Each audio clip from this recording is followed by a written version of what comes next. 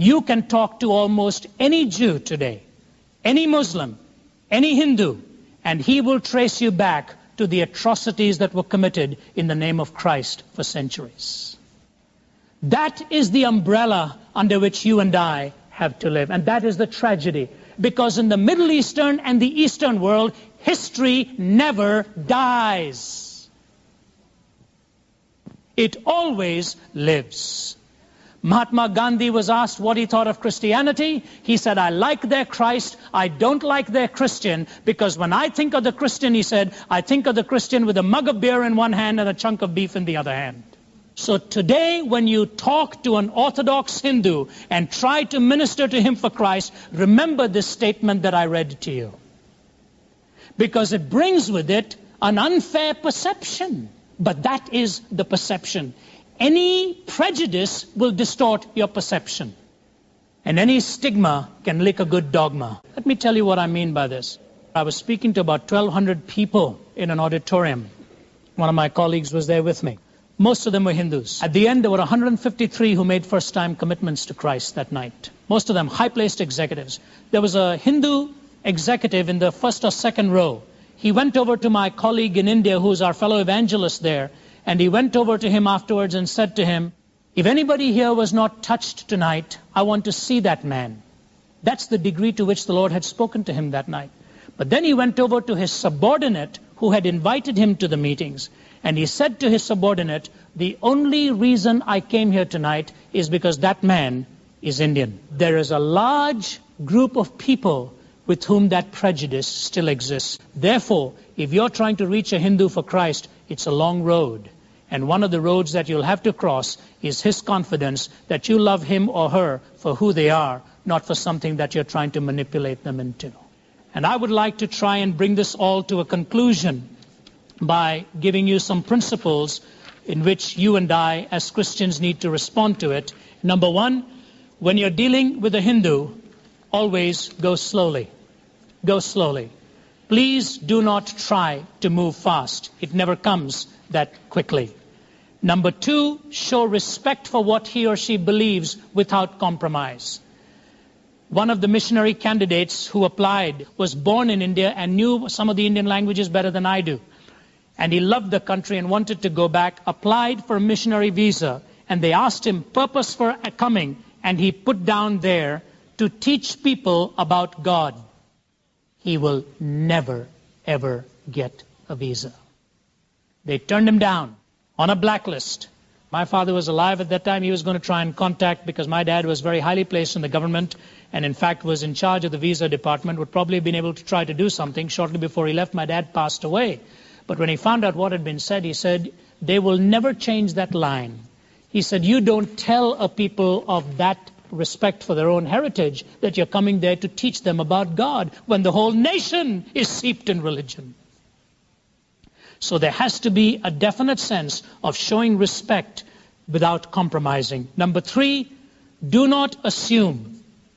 Do not assume that just because you are not identical in the culture, therefore you cannot reach the person. It's just tougher, but it shows a process of love and it can be done.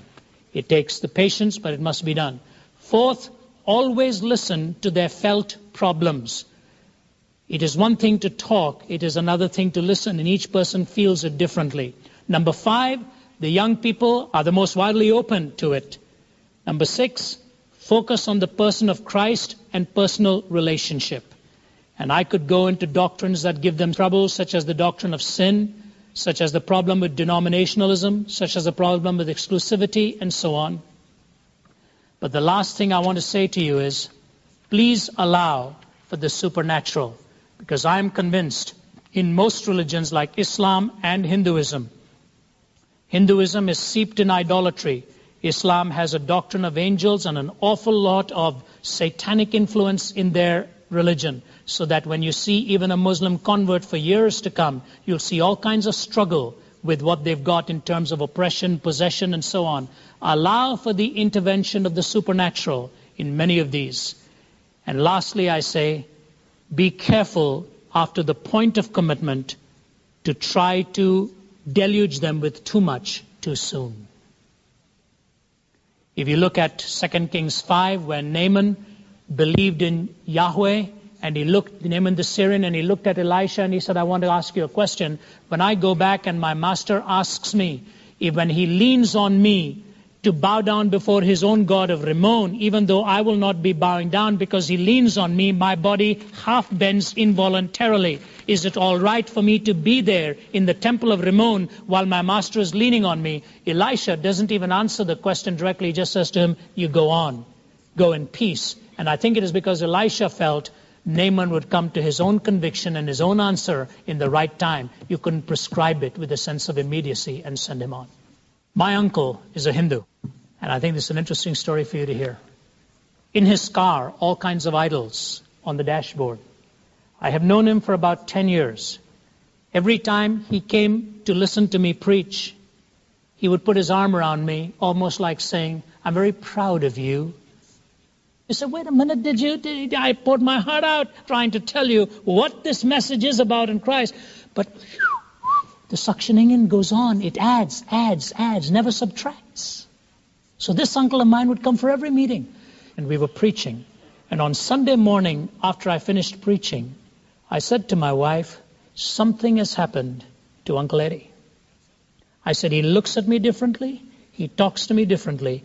And after I finished the message in the church to which he came, he took me to a friend of his in his wheelchair and said, son, will you pray for this friend of mine? I thought to myself, what does he want me to pray for a friend of his about? Where's he coming from? Next day he said, I'd like to have breakfast with you. So he and my aunt came. We were all at the table. And Sundar being from an immediate Hindu background. And Sundar was at the table and we were eating and he said, can you excuse us for a moment? And he told us he'd want to talk to him. Went and sat down for about 1 or maximum 2 minutes. And they came back. I thought to myself, wonder what happened in 2 minutes. So Sundar tells us afterwards, you know what he said to me? He sat down and said to me, I wanted to become a Christian some time ago, but I went to see a priest there, and the priest said to me, no, please don't become one. You are intended to remain in the religion in which you are born. You're intended to remain in the state in which you were born.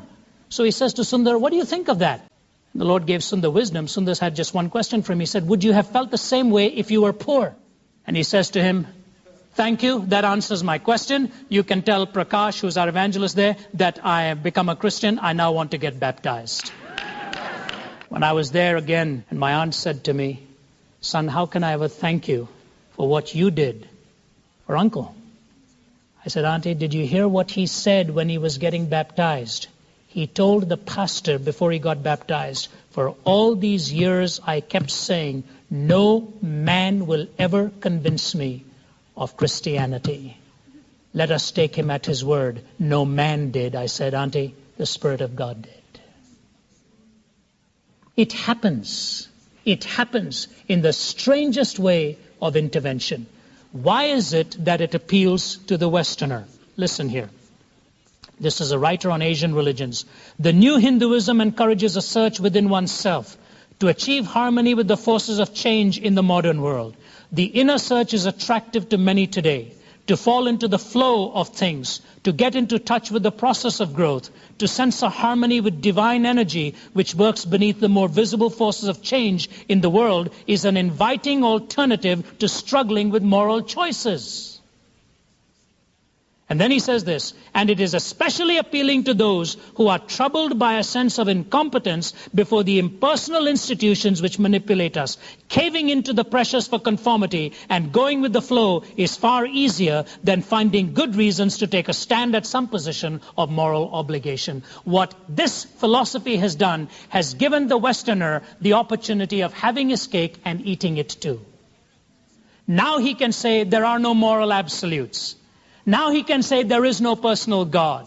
Now he can say I can sit in the middle of the day and meditate and do what I want and then go out there and live for the world, the flesh and the devil, as it were, and pay out my karma as time comes out. It gives them a back door for escape.